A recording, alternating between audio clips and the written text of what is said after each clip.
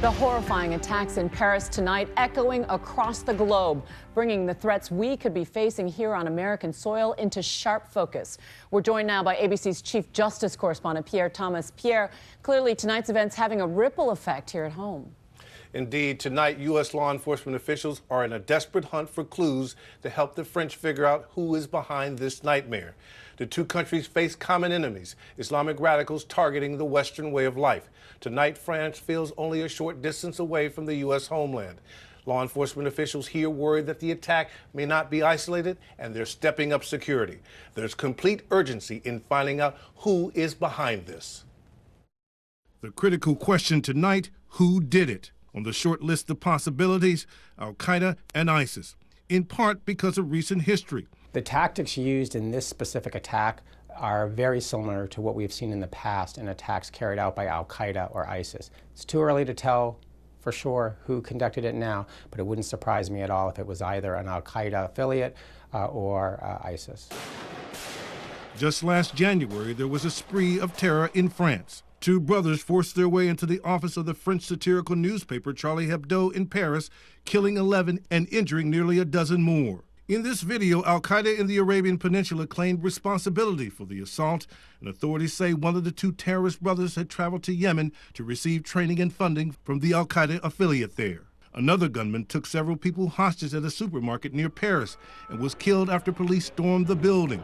Authorities say they found evidence in the gunman's apartment that he was connected to ISIS. His partner fled France and is believed to have traveled to Syria. Al-Qaeda has been looking for ways to do a large-scale attack for years. They've most recently fixated on blowing up commercial airplanes since 9/11, when they conducted the most devastating attack in U.S. history. In recent months, Al-Qaeda has been working on a so-called undetectable bomb that could get past airport security. But perhaps the most active terror group on the planet right now is ISIS, consuming huge swaths of land in Iraq and Syria, forming the so-called Islamic State.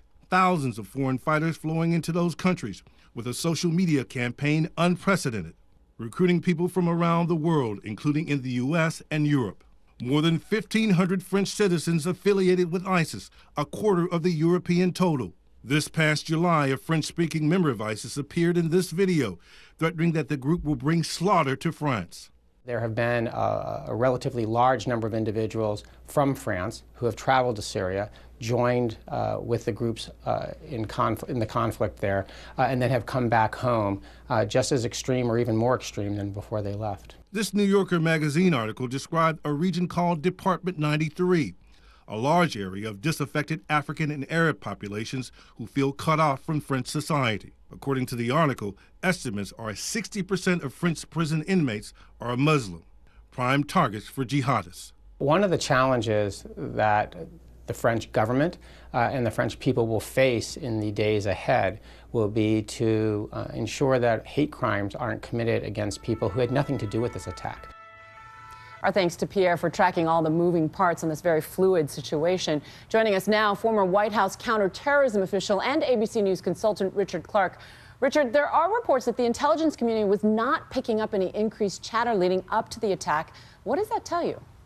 Intelligence community officials are worried tonight, and they have two theories. The first theory is that the French intelligence people are just too overstretched. There are too many suspects for them to follow in detail and listen to all of their phone calls. The other theory is that ISIS, if this is ISIS, may have figured out ways to avoid Western intelligence detection. And you're beginning to see signs, a pattern, in fact, of recent attacks outside of Syria, outside of the region. Well, ISIS has always just done attacks in Iraq or Syria. But within the last week, we've had three major attacks that could be ISIS.